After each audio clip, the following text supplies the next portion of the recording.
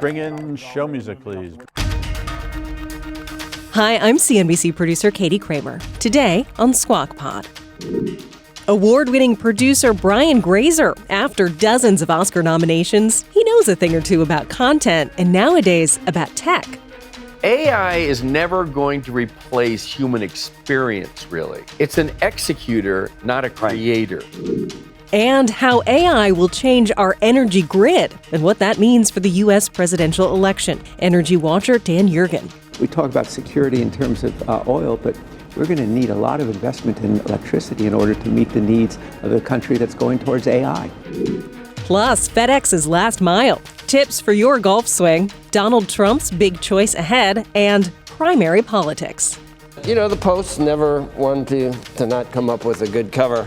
Firing Squad. He's a member of the House of Squad. He still is. He's just not a member of Congress. It's Wednesday, June 26th. Squawk Pod begins right now. Stand by Pro A in 3, 2, 1, cue. Good morning and welcome to Squawk Box here on CNBC. We're live at the NASDAQ market site in Times Square. I'm Melissa Lee along with Joe Kernen. Becky's off today. Andrew will join us from the Aspen Ideas Festival later on this morning. Is it okay? Is it okay today? I just mean, no, yeah, a little side eye. That's like I have a little corgi. He's a master of the side eye. But do you, 2 days in a row, do you feel the effects? I mean, not of being with me. I'm getting up at like 3 in the morning. Oh, for sure. You do? Yeah, because you're going to be here tomorrow? I'm still doing my show at 5. Right, at 5. What about tomorrow? You're here again? Tomorrow I am here again. See, I'm going to be. I cannot get enough of this place. I'm going to be really easy and nice tomorrow because it's 3 days in a row. 3 days in a row is very compassionate. Yeah. So you can say anything to me tomorrow. Oh, really? No pushback. Nothing. I'm taking viewer requests. If you have anything to say to Joe, I shall say it don't tomorrow. do that. Don't ask for that. We are looking at a higher open for both the S&P as well as the NASDAQ. That comes after a mixed session on Wall Street yesterday. The Dow falling by 299 points. The S&P 500, though, up, gaining about 0.4%. The NASDAQ climbing more than 1.2%, breaking a 3-session losing streak. The biggest impact on the NASDAQ, the turnaround in NVIDIA. It was up by almost 7%, bouncing back from 3 straight days of declines. That stock right now is up another 2%. Quite a climb from the highs. It's lost about 13% from highs. Treasury yields a little bit higher, a little bit firmer, as they say. 10-year Treasury yield at 4.275%. The 2-year at 4.733. And check out the price of Bitcoin. It was also up yesterday along with the NASDAQ. It is a little softer today, down by 1%. If a third of the gains of the S&P are due to NVIDIA, then when NVIDIA does anything, it literally can move the averages. It's like what Apple used to be. Right, literally can move the averages. So on any given day, you see, and it has been some divergence between the Dow and the S&P and NASDAQ recently. Oh, yes. That we've definitely seen, and that's in large part due to NVIDIA. Amazing. FedEx shares are sharply higher, so that's a Dow Transport earnings of $5.41 a share. That was 6 cents ahead of the estimate of $5.35. The revenue was slightly higher than what analysts were expecting. Capital spending for fiscal 2024 was down 16% from the prior year and below the company's own forecast. And CEO Raj Subramanian said that the company is firmly on track to achieve its $4 billion cost-cutting goal. It further expects another $2 billion from its plans to consolidate the air and the ground services. The real headline for FedEx, though, is they're exploring options for their freight division, which is a small part of its business, but is sort of the last-mile delivery service. We talked to Frank Collin last night on Fast about this. And so, the options could include, for instance, a spin-off. It's a very valuable part of the business. It's a very valuable part of the shipping industry. Interesting. Like when the van pulls up in front of your house, delivers the package. Talked about that yesterday. Remember that Amazon, in passing Walmart, if it does, and I see that. Don't you see the trucks? Those electric trucks. The guys are funny, and I like the drivers. I think they're funny, but they don't do a lot of getting close to the curb. You know how you parallel? They kind of see the house where they're going, they stop immediately. They get out, and it's like the rest of us sort of have to. And there's been times where I'm waiting for one here, and the car coming the other way is waiting for one there. That's how common it is to see these Amazon trucks. So think about FedEx the same way. FedEx. What about Brown? What about UPS? Yeah, they had the last mile. I mean, it's really no good if you don't have the last mile. I mean, what good of a package is if it's a mile away? I guess there are still sometimes you have to go pick something up. Rarely, though. I can't remember. You do? Maybe if FedEx is unable large. to, if you're not there to sign, they say you can come and pick it up, but it's a total pain. So, yeah, I like suburban problems. Yeah, yeah. You're not familiar with those? No, the building signs for you. Really, the doorman building. Oh gosh, don't make me feel guilty here. That what? A famous investment bank, one of the most famous ones. I won't out them, but we're talking about income inequality and what happens when the mob comes. You know what I mean? For people like you, not you, people like this person that I'm talking about. And he goes, I'm in a doorman building. It's a good line. It's a good one. I'm happy to be alongside of you in this fight as your next Congresswoman from Colorado's 4th District. Political primary results. Republican Congresswoman Lauren Boebert, very controversial Congresswoman, beat a crowded field in Colorado, winning the GOP nomination for a third term in Congress. Now, I thought she was still in the 3rd Congressional District, which includes Andrew's out there in Aspen, and we go to Telluride, to the film festival. I don't think she gets any vote from either Aspen or Telluride, but the rest of a lot of parts of it is Republican, and it's more rural. But apparently she had to switch to a new district on the opposite side of the state to run for the seat being vacated by retiring Congressman Ken Buck. And this is after she nearly lost her seat in 2022, beating her Democratic challenger by just 546 votes. In yesterday's primary, she captured more than 43% of the vote in her new district, with her nearest challengers only pulling in around 14%. So it's no longer Grand Junction, I guess, and Durango and Glenwood Springs. I went to school there while you were up in the People's Republic of Cambridge. Exactly. In New York, Democratic Congressman Jamal Bowman was defeated soundly in a race that set a record for the most spending in a House primary. And, the Post never one to not come up with a good cover. Firing squad. That's pretty good. He's a member of the House of Squad. He still is. He's just not a member of Congress anymore. He took stances on Israel that sparked a spending spree from the American-Israel Public Affairs Committee, or AIPAC, and may have a career now in whatever that we saw at that rally. It was at, I don't know, some type of, he was up on a stage rhyming and doing, and AOC too. Oh, right. They could even take it on the road, maybe together. That rally was outside of his district. Right, it wasn't well received. It was cringeworthy, a lot of people thought. A lot of profanity, I think. I don't know, is that okay? Is there a market for that? In Congress? Well, apparently not. Yeah, maybe not. 17 points. They backed his challenger, more moderate gentleman, Westchester's and pro-Israel, George Latimer. He's an executive, a county executive. His supporters outspent Bowman by a factor of 4, with total spending hitting $24 million last week.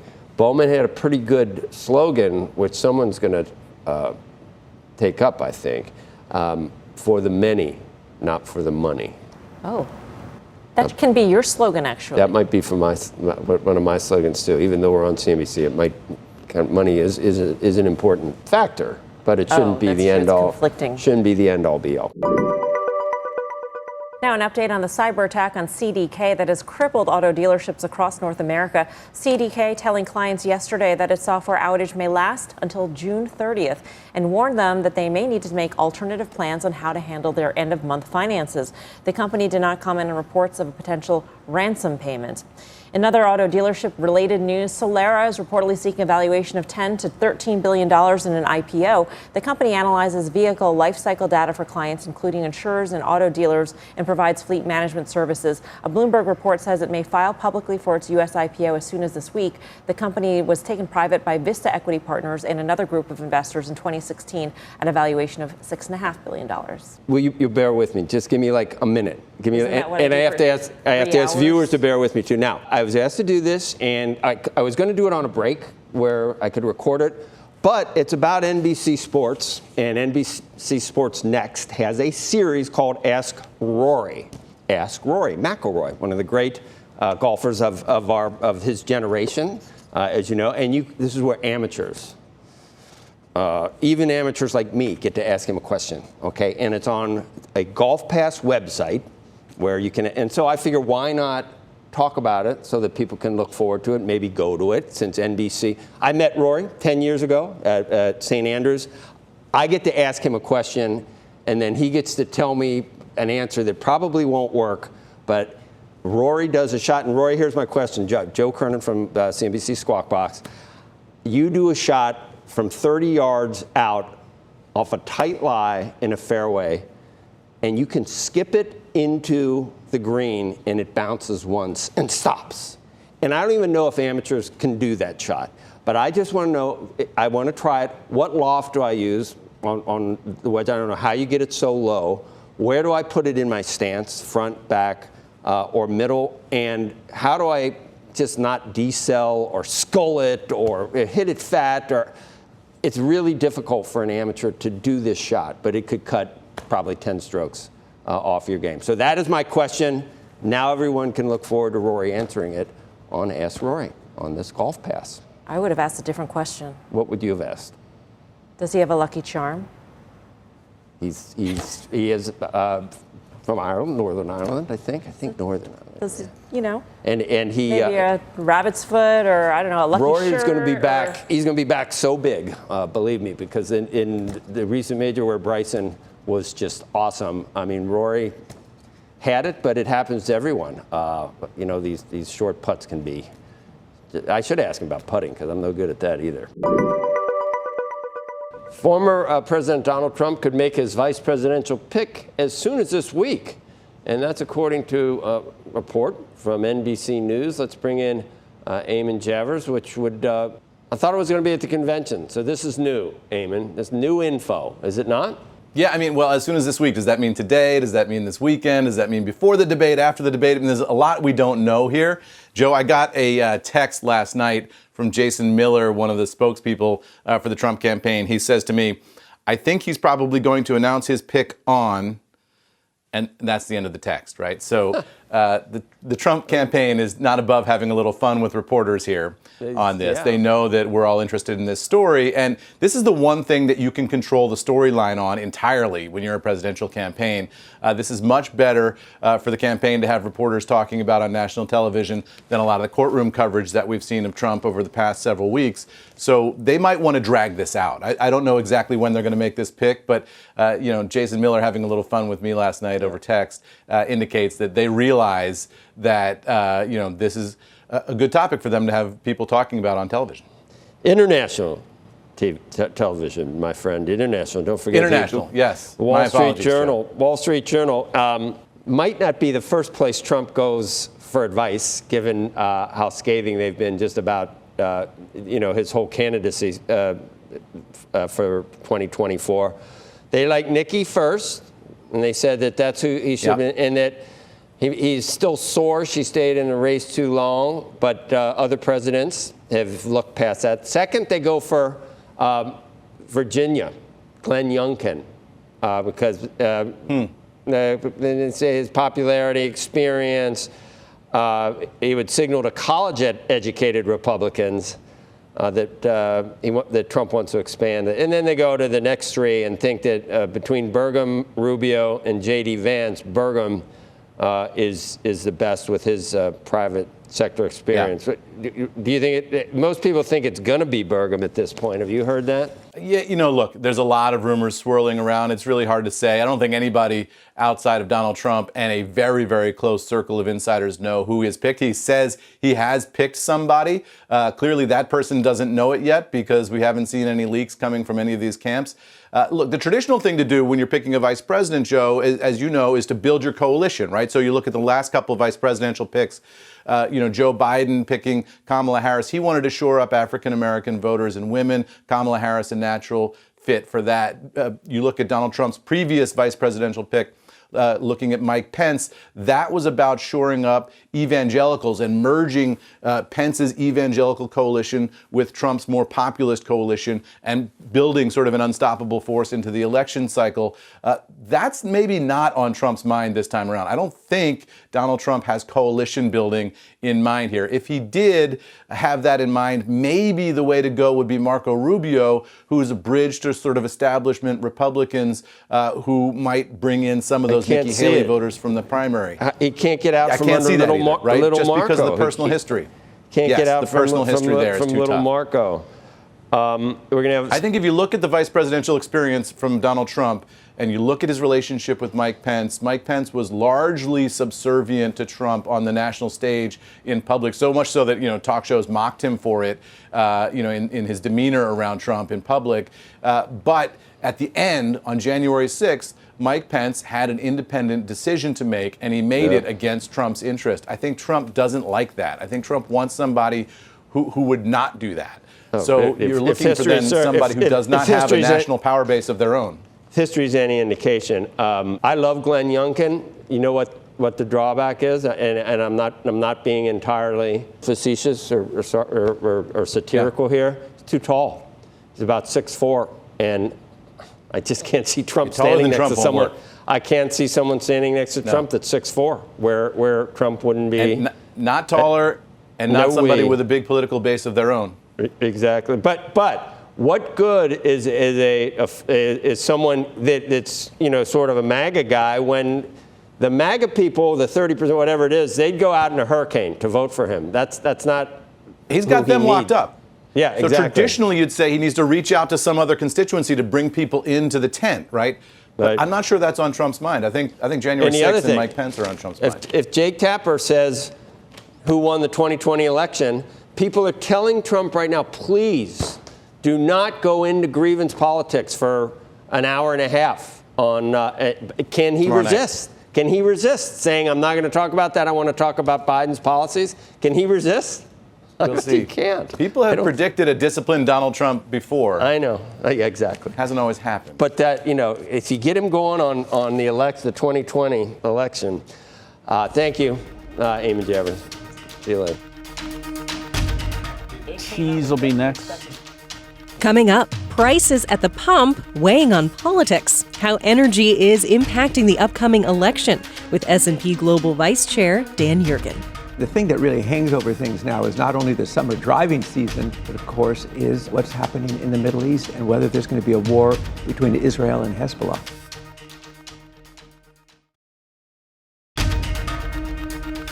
You're listening to Squawk Pod.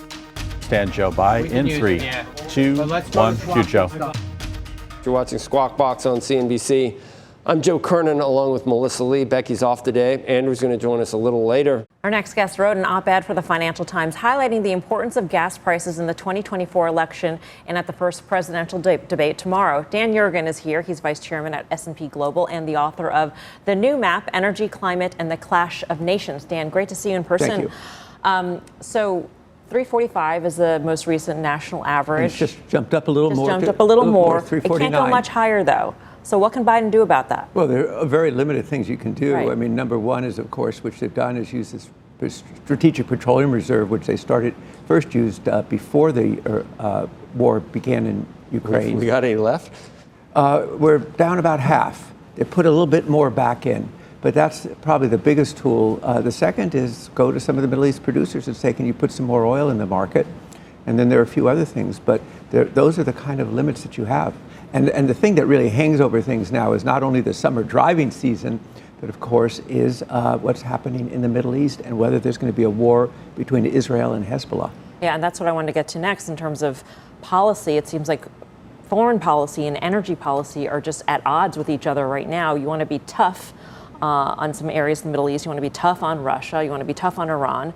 But you don't want to be too tough because that will impact the price of oil. Yeah, you don't want to disrupt supplies. And that's been the challenge right from the beginning of the invasion of Ukraine, because on the one hand, they want to reduce Russian revenues, but by the way, keep the oil in the market so we don't have a crisis. You can't have it both ways, though. Yeah, it's a really tough balancing act, and you get pretty unsteady. So what do you think? I mean, you're not an oil forecaster per se, but this dynamic right now in terms of supply and demand in the world, are we destined for higher prices at this point? Well, I think that the risk is that, yes, I mean, we have summer driving season, and that's always when prices go up.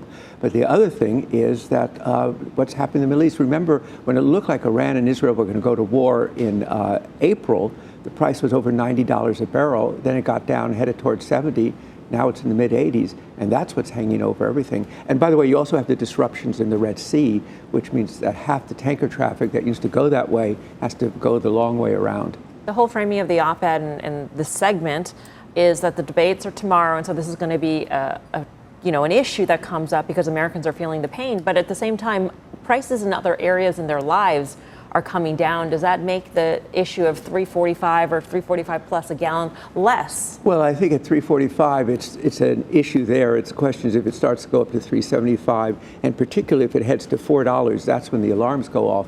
But still, prices are up there for everything else. You know, the inflation rate's down, but eggs still cost 20% more, milk costs 20% more. Right. And that's what you hear in why the economy is such a big issue. You see rent and I don't even know if it's true. What they're like doubled rent, and then houses. If it's an 8%, 7.5% mortgage, I mean, you can't blame that directly on, unless you realize the Fed had to go up 500 basis points to try to get inflation under control for whatever reason. Therefore, mortgage rates go up, so now people can't afford a house. Well, so I think that's why you see prices in the economy are the number one issue that are out there for this campaign. On the debate stage, what else will you be listening for in terms of energy policy? Well, what I think is really interesting right now is in terms of electricity and the recognition that this growth of data centers, the latest numbers are data centers are about a little over 4% of our electricity. Within 5 years, 10% of our electricity, plus the electric cars and everything else. So how's our electricity system going to catch up and meet this demand? An industry that was accustomed to almost no growth in demand, now saying, oh my gosh, it's growing. So, I mean, do you think Biden will step back from this transition to green energy? Because we just can't necessarily afford to do that. It's much more expensive. Yeah, well, I think that this administration is very committed to it. The question, obviously a Trump administration would take a different course on it, but I think this one, they're locked into it. But I think they are looking now and recognizing that there are real constraints about getting the additional electric power and getting things permitted, which is very hard to do in this country. You said getting things permitted? Permitted, yeah, to get... permitted, yes. Permitted, yes. Yeah. What do you think happens, though, with what we're seeing forecast in terms of demand for electricity and our ability to supply it? Are we on the path to meeting that demand? No, I think it's been a huge wake-up call, and it's going to be a race to get it done. And, I could see, if you talk to electric power companies, they were used to growth of maybe 0.5%. Now they're saying 2%, something like that. So, and then there's a whole supply chains that have to be there. So we're just at the beginning of realizing that we talk about security in terms of oil, but we're going to need a lot of investment in electricity in order to meet the needs of a country that's going towards AI. So there's a whole other sort of dynamic in terms of the impact on other commodities. I mean, we're talking about the demand for copper. We've seen copper rise too on this notion that you need copper to build out the grid in order to support the data centers. Copper is a metal of electrification, right? And you don't do any of these things without it. And of course, then that gets us to this other world in which it's our dependence not only on oil, but which we're not really dependent anymore for imports, but we are highly dependent on imports of minerals. And that, by the way, gets you more tangled with China because China tends to dominate the supply chains for minerals. Dan, great to speak with you. Thank you. Thank you. Next on Squawk Pod, entertainment's new frontier. Academy Award-winning producer Brian Grazer on the future of the technology that's telling stories. AI and digital effects have so far advanced themselves that you can have tiny little cameras, almost imperceptible.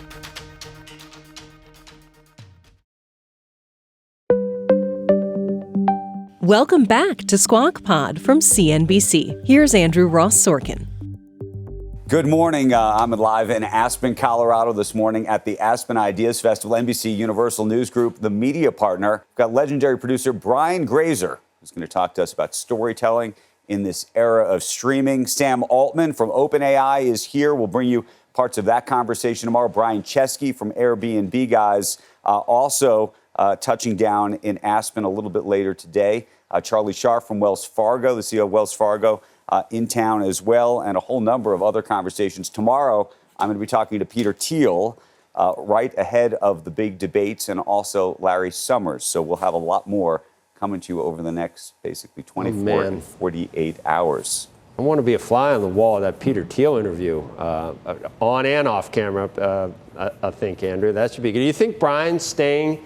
Chesky, I'm talking about, is staying in a... I bet the Airbnbs are really nice in Aspen. I'll bet you can find one. That is... Don't you think? That's a great question. That's a great question. I will ask him where he's staying. In fact, maybe if it is an Airbnb, we should ask him if we can bring some... I'm looking at the crew. If we can bring some cameras and see if we can go and find his Airbnb. I'll bet you there's some really nice Airbnbs there you go. In Aspen. Good thinking. I've stayed in one in Telluride, and it's really nice. It can be. It gets expensive, Andrew. You know that. It's like pulse pricing on when you're trying to go across town, right? Yep. Looking forward to Brian, the other Brian as well, Brian Grazer. Can't wait for that. Can I ask a question? He's got an IFB. I asked. 100%. 100%. I want to go to the movies. I don't want everything to be on Netflix like once a month. That's what people tell me. That could, and I wonder what Brian thinks about that. He might have an answer for what we need to do. I'm sure he will. I'm sure he will. Alcohol? They have alcohol movie theaters. Okay. I don't know. Pot?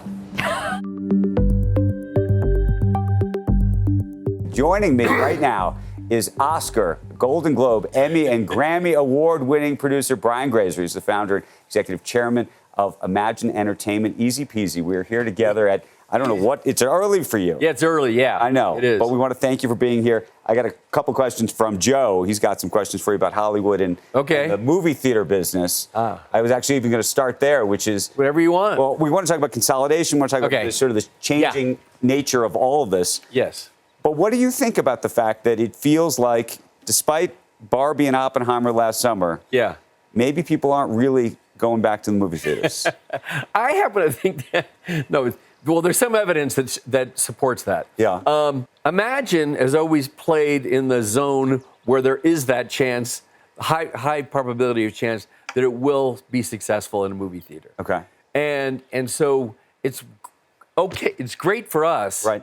Because we've built over 30 years, over 100 different products, brands. You know, whether it's Backdraft, which I'm now going to do today with Glenn Powell, or whether it's 24, a movie that we're going to do in a very interesting way with Disney Fox. Wow.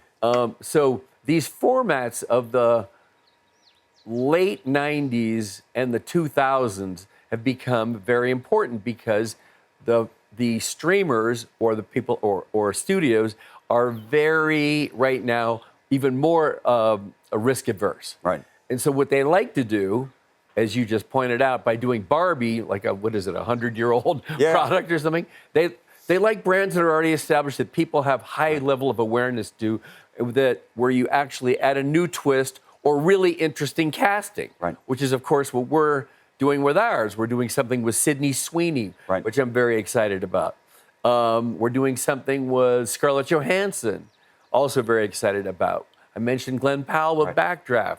So we're matching things up like that. How much of it is dependent, therefore, on this? It's not as a former generation, but generations of people who grew up in a different era, effectively, when it was a little bit less fractured, where you could actually create these moments. Backdraft was a huge picture. The question is, would Backdraft, if you had to do Backdraft as an original today, could it be a huge picture? I think so. You think so? Well, because Actually, AI and digital effects have so far advanced themselves that you can have tiny little cameras, almost imperceptible, that will capture the physics of a fire in a way that's never been done before. So even when I'm sure you saw Dune 2. Yes. That blew my mind. I thought it was absolutely so state-of-the-art and amazing. And those are the benefits of AI and the advancement of digital effects. And so, I think you can do that.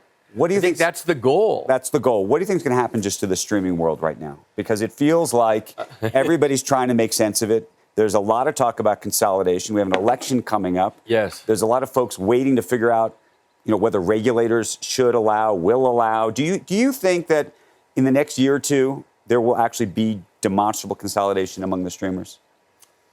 I do. You do? I do. I don't want that to be true. You don't want that to be true? No. Because it's not good for your business. Well, it's not optimal. Right.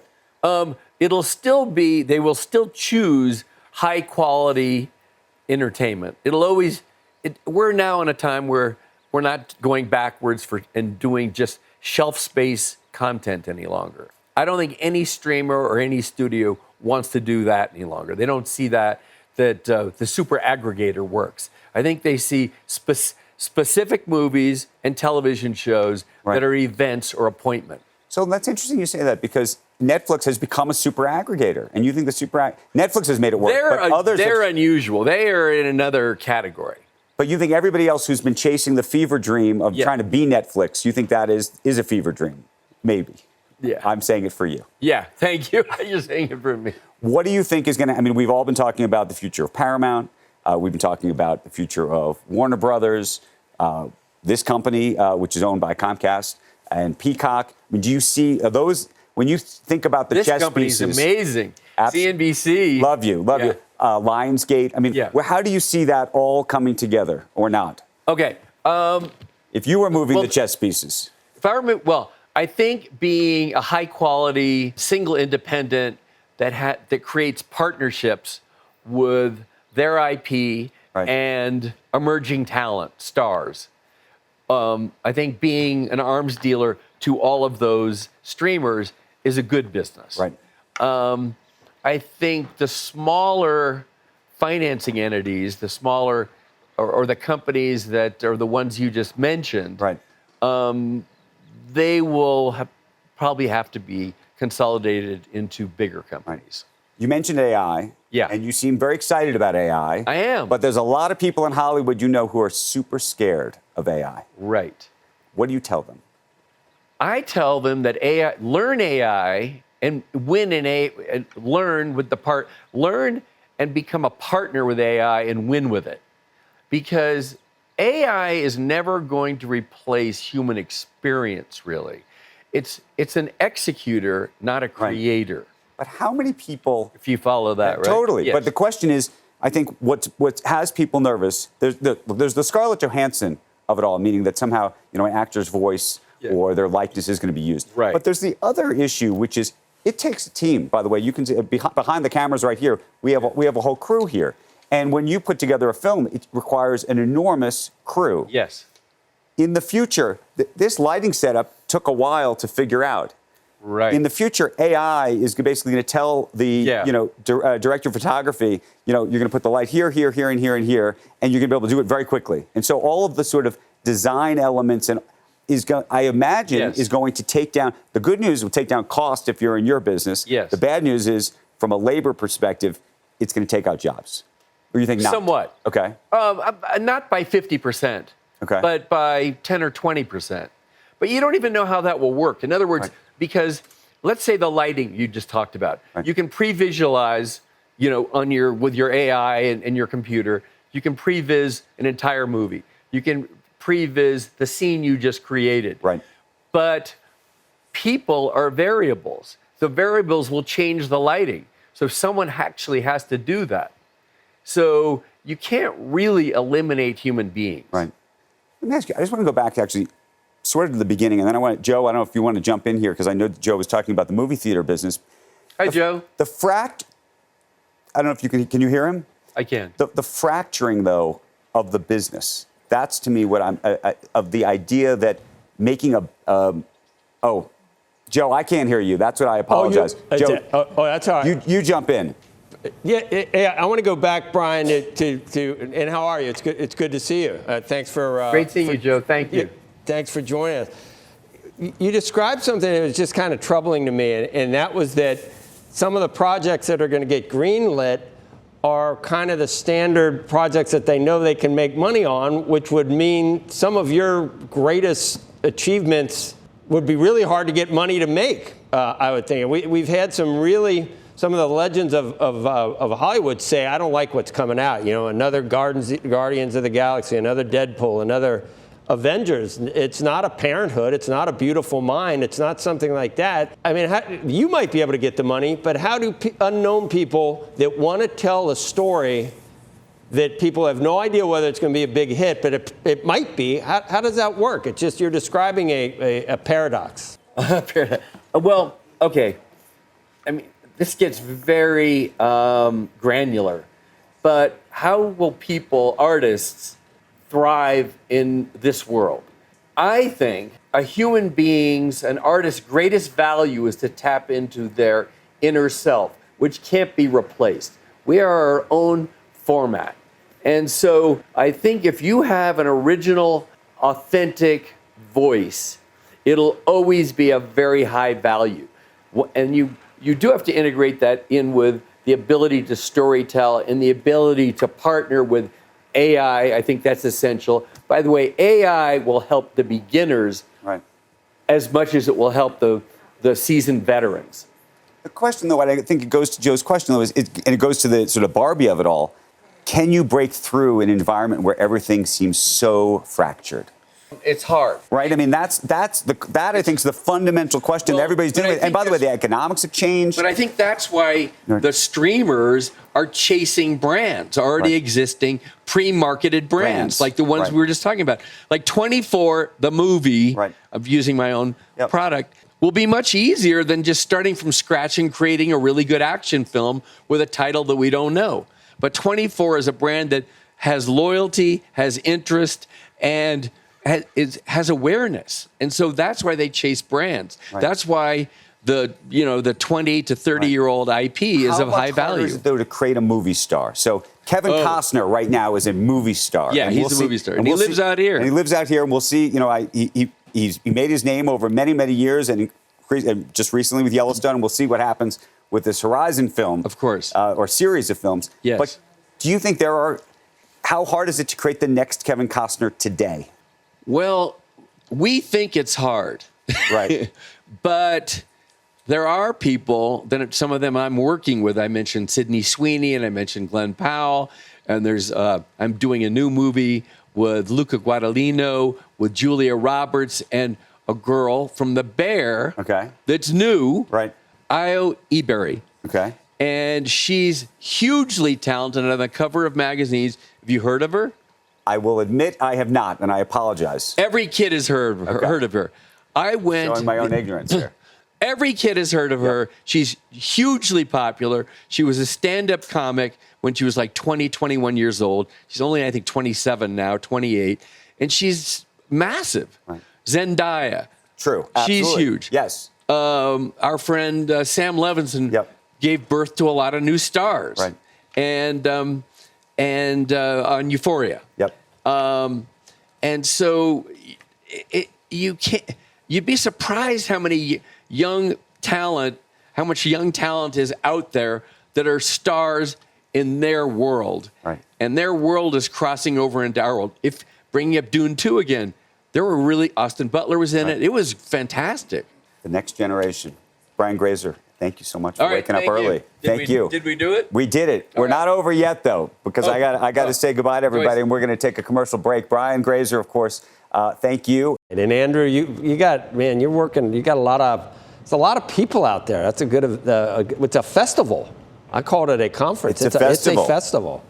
It's a festival. It is. All right. We got a lot more. We'll bring you tomorrow. Absolutely. Excellent.